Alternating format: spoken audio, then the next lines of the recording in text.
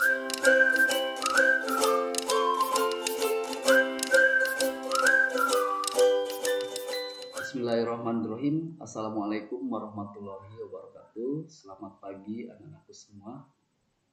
Bagaimana kabarnya hari ini? Mudah-mudahan kalian semuanya sehat dan baik-baik saja, sehingga dapat mengikuti kegiatan pembelajaran pada hari ini. Pada pertemuan kali ini di mata pelajaran ekonomi, kita akan melanjutkan materi baru, yaitu tentang penyusunan siklus akuntansi pada perusahaan jasa, yang sebelumnya kita sudah menyelesaikan pembelajaran di materi bab 2, yaitu tentang persamaan dasar akuntansi. Nah, di materi bab 3 kali ini di dalam materi penyusunan siklus akuntansi perusahaan jasa, nanti kita akan membahas tentang tahapan-tahapan proses dalam siklus akuntansi, mulai dari proses pencatatan, proses pengiktisaran, sampai proses pelaporan. Nah, sebelumnya di awal materi penyusunan siklus akuntansi perusahaan jasa, kita akan bahas dulu tentang karakteristik dari perusahaan jasa itu sendiri. Nah, di sini kita akan bahas pengertian dan ciri-ciri dari perusahaan jasa. Nah, kita bahas dulu. Berdasarkan jenis kegiatannya, ini perusahaan dapat dibedakan menjadi 3 jenis perusahaan, yaitu ada perusahaan jasa, ada perusahaan dagang, dan ada perusahaan industri atau manufaktur atau perusahaan pengolahan. Nah, perusahaan jasa itu perusahaan yang kegiatan usahanya yaitu memberikan jasa atau memberikan pelayanan kepada pihak-pihak yang memerlukan. Ya. Sedangkan perusahaan dagang yaitu perusahaan kalau dilihat dari kegiatannya yaitu melakukan kegiatan pembelian dan penjualan barang dagangan, tanpa merubah bentuk.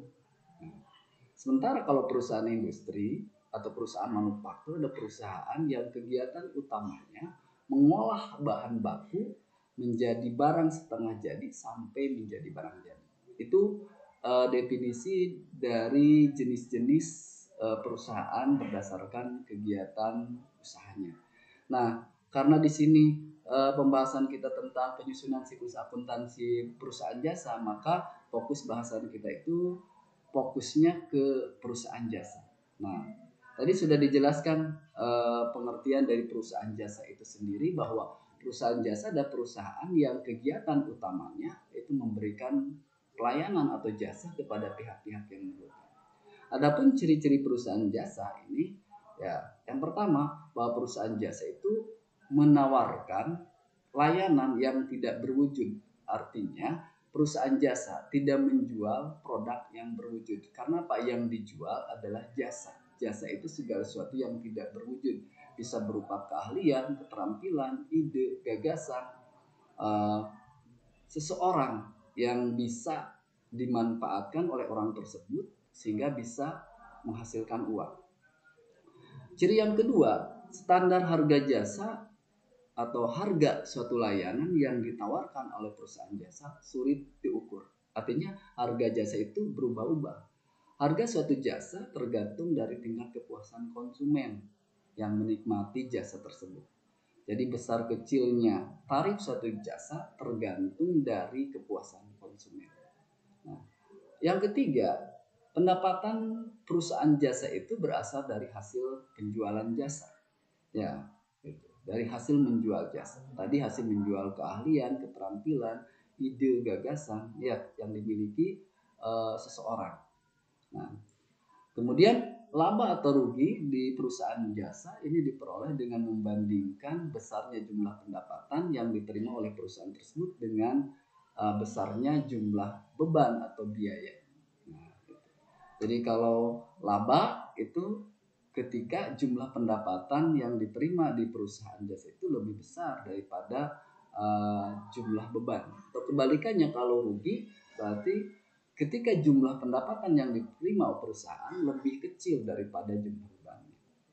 Nah, kita lihat siklus akuntansi dari perusahaan jasa. Nah, Siklus akuntansi di perusahaan jasa itu mulai dari adanya transaksi dulu. Ya, adanya transaksi. Transaksi itu adalah kejadian-kejadian yang terjadi setiap harinya dalam kegiatan usaha perusahaan yang biasanya mengandung nilai uang, ya, atau yang bersifat keuangan. Ya, ada kaitannya dengan keuangan perusahaan. Nah, transaksi-transaksi yang terjadi itu pasti akan dilengkapi dengan bukti-bukti transaksi.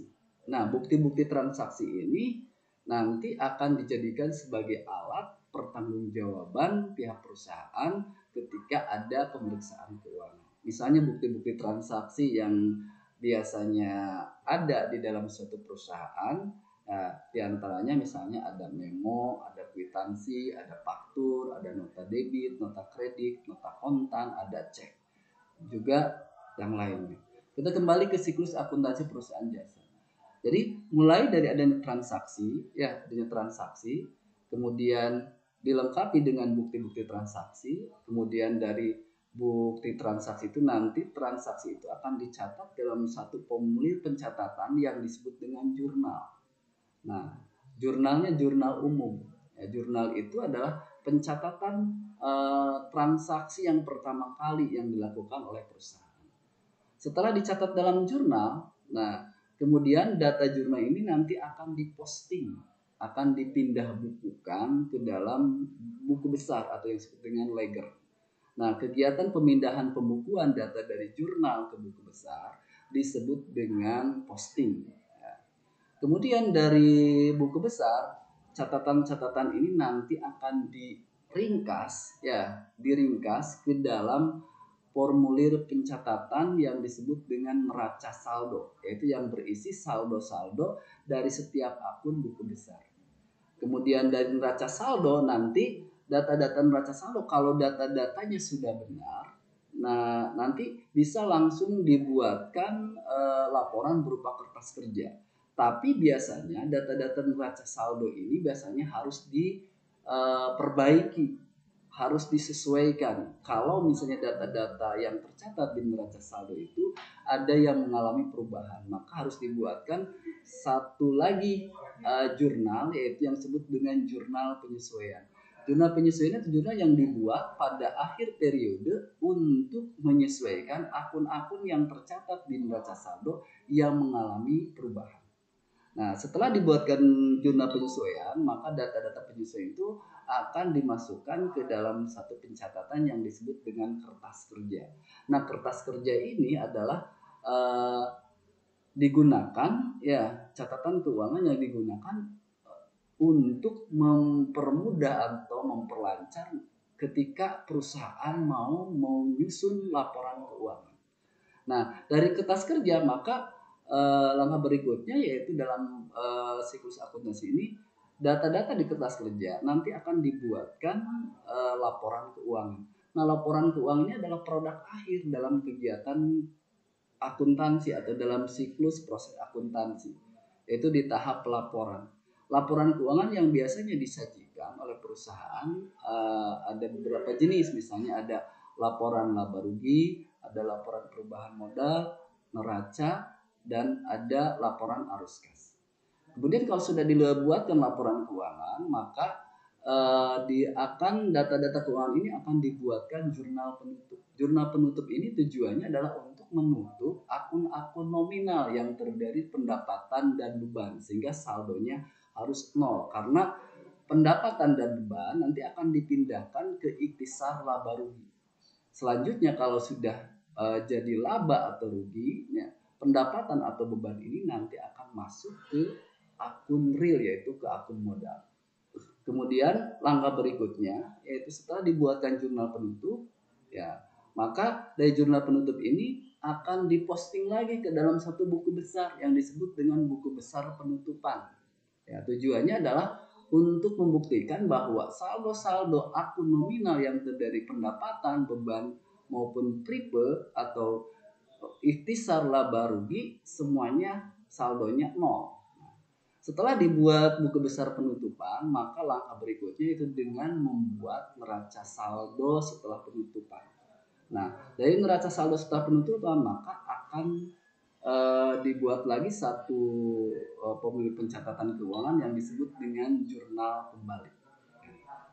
Mungkin itu saja ya materi yang Bapak sampaikan pada video pembelajaran kali ini. Mudah-mudahan ada manfaatnya untuk kalian semua. Ya, mudah-mudahan apa yang Bapak sampaikan bisa dipahami.